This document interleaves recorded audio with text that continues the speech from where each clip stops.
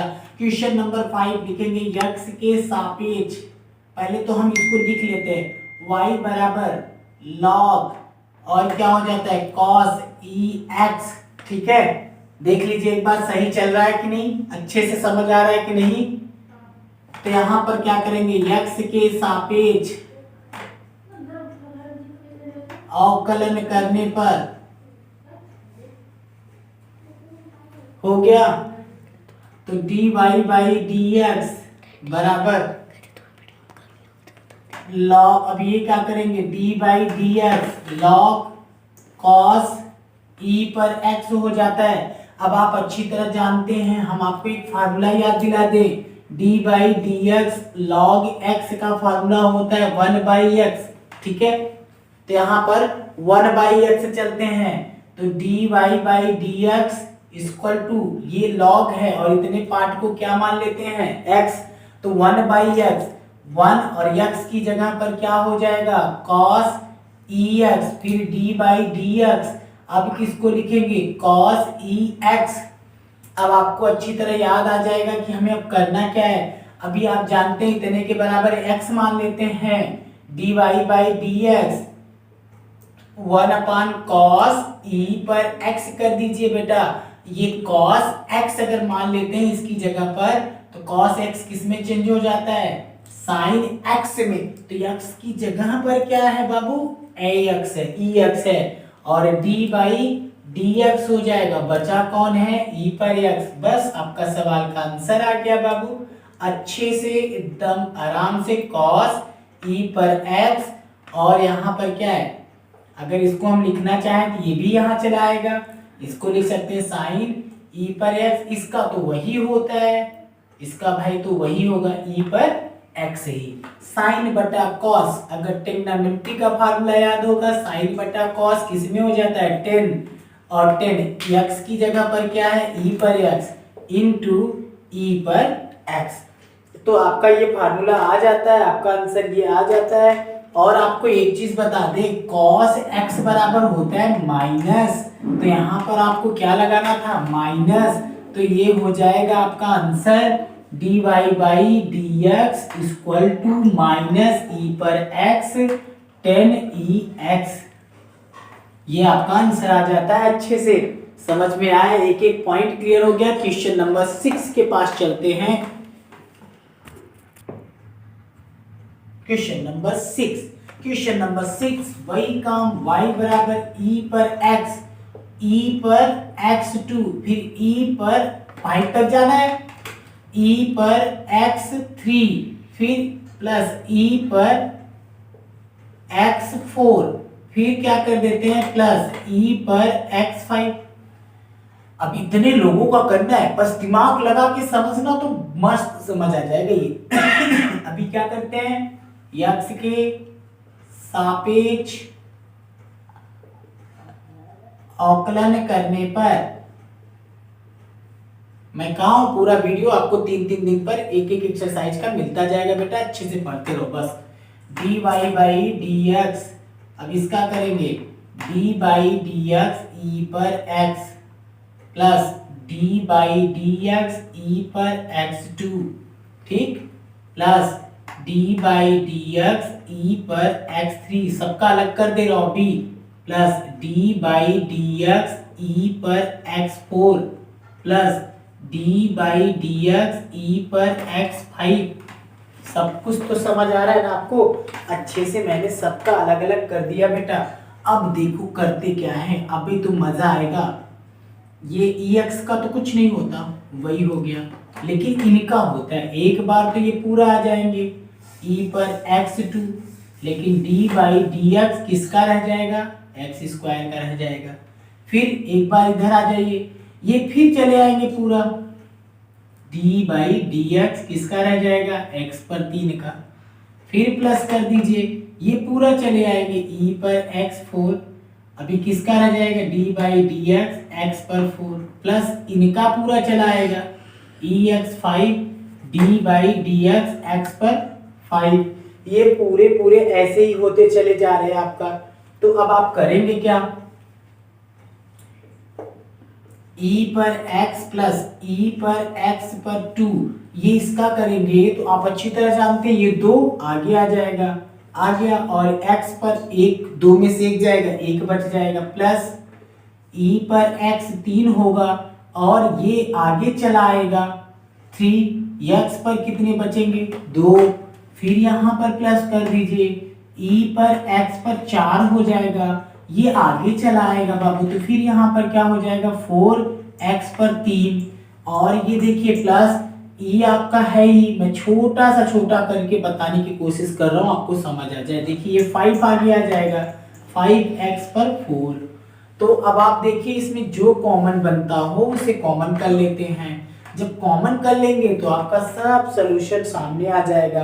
तो फिलहाल अगर देखा जाए तो आपका यही आंसर हो जाता है, और आपका आंसर तो अच्छे से समझ भी आ रहा होगा। ये देखिए, ये देखिए आपका ये पूरा आंसर मिल रहा होगा, यही थोड़ा सा आगे पीछे करके होगा, बाकी किताब में अगर आप देखेंगे तो सबका आंसर आपको मिल रहा होगा।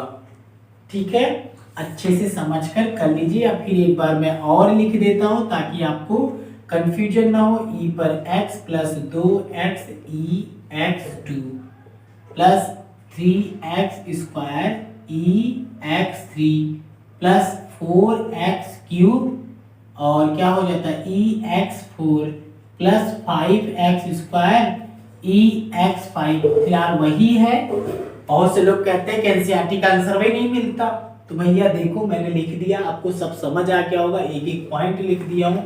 कॉमन भी लेना चाहोगे तो यहाँ से बन जाते हैं, लेकिन वो भी बड़ी दिक्कत होगी, लेकिन मेरा तो आंसर मिल रहा है, कोई बात नहीं। क्वेश्चन नंबर 7 के पास चलते हैं। क्वेश्चन नंबर 7 को देखते हैं, फिर लिखते हैं y बराबर, ये थोड़ा सा अलग है, थोड़ा दिमाग लगाना होगा आपको। e पर अंडर रूट x है, तो हम इसको कैसे लिख सकते हैं जानते हैं आप, तो सिंपल तरीके से बना लो, e लिखो, e पर अंडर रूट x लिख के इस अंडर रूट को जब हटाओगे तो इसके ऊपर क्या आ जाएगा बेटा 1/2 आ जाएगा। ध्यान रखना, बस यहाँ पर वही काम करते हैं, x के सापेक्ष करते हैं, x के सापेक्ष अवकलन करने पर तो भैया dy बाई dx, देखिए मैं यहाँ पर ही क्लियर कर दिया हूँ, तो ये क्या हो जाएगा dy बाई dx, और ये क्या हो जाता है e अंडर रूट x, और ये बाहर 1/2, तो 1/2 तो इधर चला आएगा ना, 1/2 आ गया। अब आप जानते हैं क्या होने वाला है, ये तो वही रहेगा, इसका तो कुछ नहीं हो सकता, लेकिन जो यहाँ होगा वो -1/2 हो जाएगा। अब d बाई dx बचेगा, ठीक है। अब ये क्या हो जाएंगे, सिर्फ अंडर रूट क्या बच जाता है आपके पास, अंडर रूट x बच जाता है। अब एक बार अंडर रूट ex का करना होगा, ये 1/2 का हो गया ना, तो अब एक बार आपको क्या करना होगा, अंडर रूट ex का करना होगा सिर्फ। तो देखिए इसको तो आप बटा में लिख सकते हैं, क्योंकि ये देखिए फिर उसके आगे आपको अच्छी तरह पता होगा करना क्या होता है। फिर ये देखिए माइनस है ना, तो इसको हम ऐसे लिख सकते हैं 1/2, ये तो नीचे चला आएगा 1/e अंडर रूट x, जो माइनस था वो क्या हो गया प्लस हो गया, होगा ना। अब यहाँ पर d बाई dx है तो ये बाहर आ जाएगा, e अंडर रूट x इनका तो वही होगा, और d बाई dx, और ये फिर इनका करना पड़ जाएगा।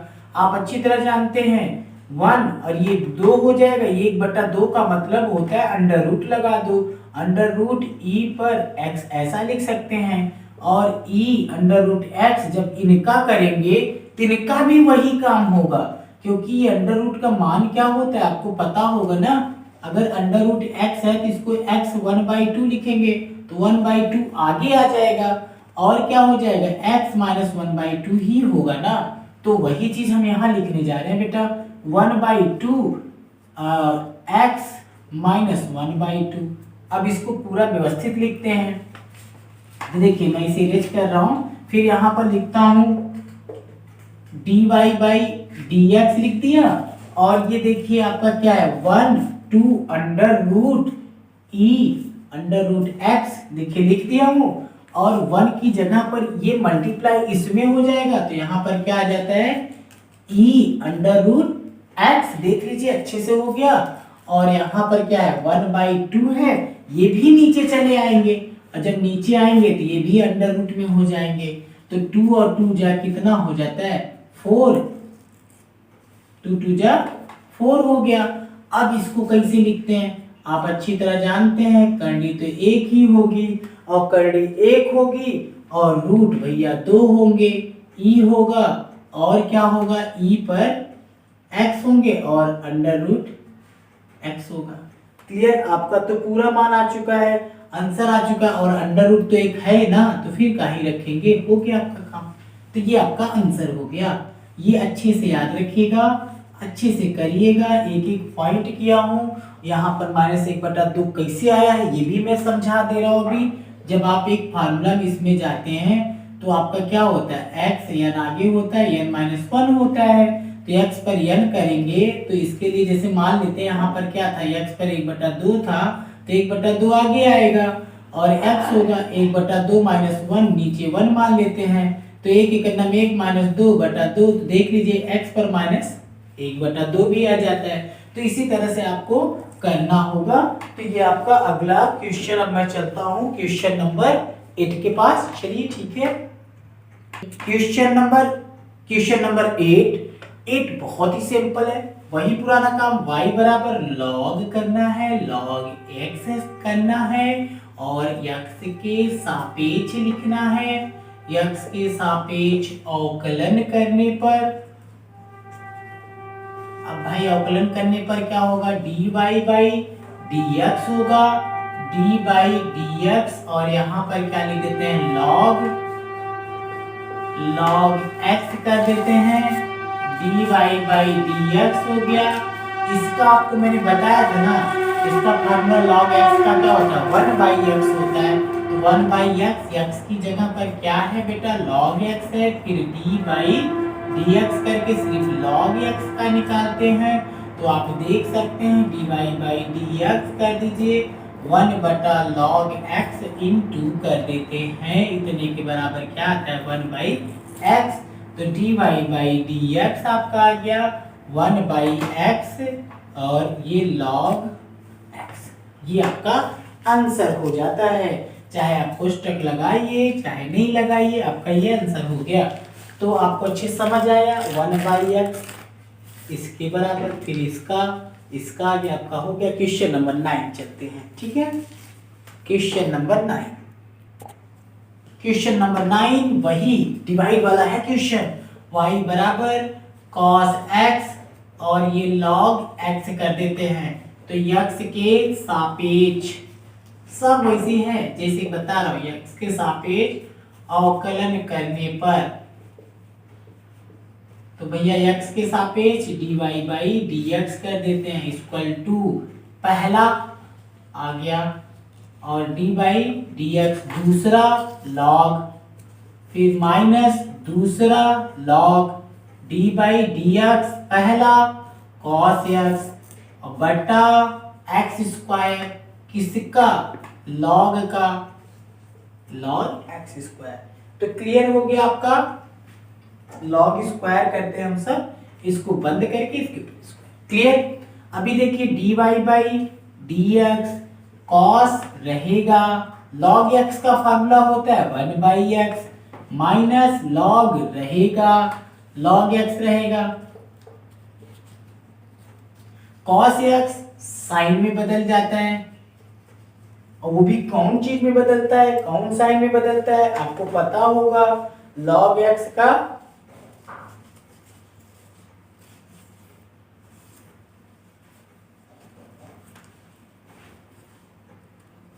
यहां पर आपका cos x हो गया, log x हो गया और फिर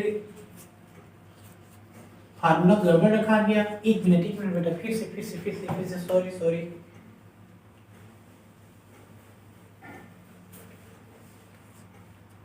आपको रखना था dy/dx और यहाँ पर लगाएंगे dy/dx cos x बटा log x।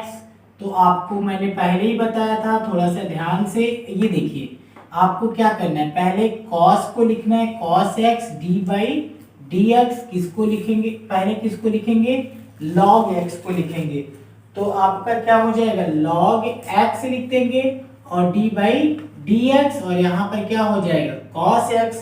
तो cos x लिखने के बाद माइनस फिर क्या करेंगे cos x करेंगे, और d बाई डी एक्स क्या हो जाएगा log x, और बटा क्या हो जाएगा log x का होल स्क्वायर कर देंगे, dy बाई डी एक्स कर देते हैं, आपका क्या हो जाता है log x हो जाता है, इतने के बराबर क्या हो जाएगा sin x हो जाता है। तो आप अच्छी तरह जानते हैं साइन किस में रहता है, माइनस रहता है, माइनस sin x, और ये क्या हो जाएगा cos x, log x किस में बदल गया इसमें, और यहाँ पर क्या आ गया log x का होल स्क्वायर। तो आप जान जाइए आपका आंसर आपका आ चुका है।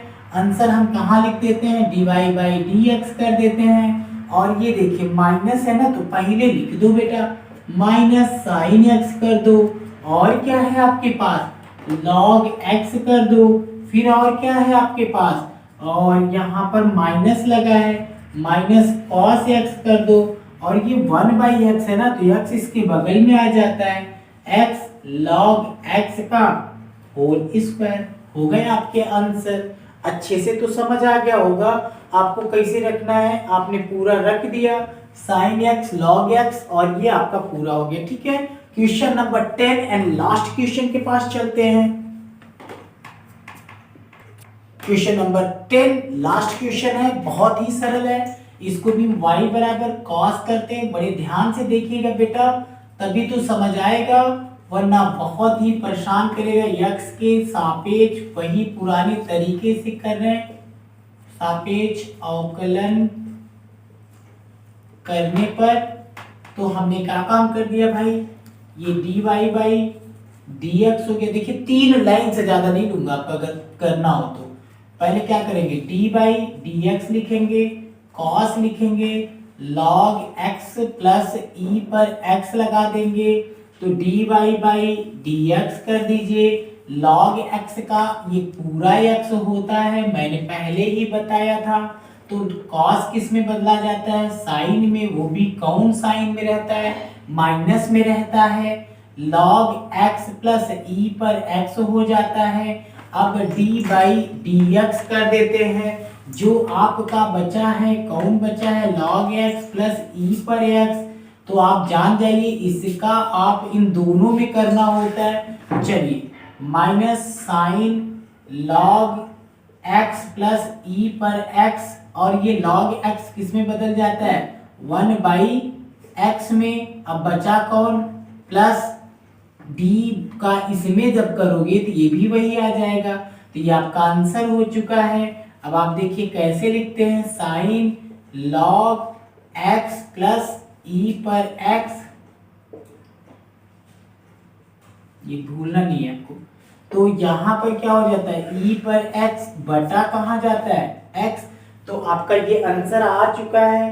अगर आप देखते हैं तो आपके पास आपका आंसर है, और ऐसे तो माना नहीं जाएगा, ये आंसर मिस्टेक होगा आपका। तो देखिए मैं आपको इसे समझाता हूँ कहाँ से दिक्कत आएगी। साइन लिखेंगे, लॉग लिखेंगे, जैसे है वैसे पहले लिख लो, और यहाँ पर नीचे 1 मान लो, क्योंकि ये तो पूरा पार्ट अलग है ना, तो इसका पूरा 1 प्लस क्या करेंगे x, और क्या हो जाता है ex, 1 प्लस x, और क्या हो जाएगा e पर x बटा क्या हो जाता है x। अब इसे लिख सकते हो minus sine log x plus e पर x, और ये जैसे है वैसे लिख दो, x e पर x बटा क्या हो जाता है, पूरा लिख देते हैं भाई, कहीं छोटा से करो, x e पर x और बटा क्या हो जाता है x। तो ये आपके रहे आंसर, आपको अच्छे से समझ आ रहे होंगे, ये आप समझ लीजिए कैसे करना है। मैंने आपको पूरा अच्छे से डिटेल दे दिया बेटा, आप अच्छे से करिएगा, बेहतरीन, पूरा एक ही पार्ट मैंने बनाए हैं एक्सरसाइज, और आप अपना ध्यान रखिए, अच्छे से पढ़िएगा। जो ना है बेटा कमेंट बॉक्स में जरूर लिखिएगा, गलतियां तो सबसे होती है, अगर मुझसे भी कुछ गलतियां हैं तो उसे जरूर बताइएगा। और बड़े भैया लोगों को गुड बाय, छोटे भैया को लोगों को भी goodbye, hi, thank you.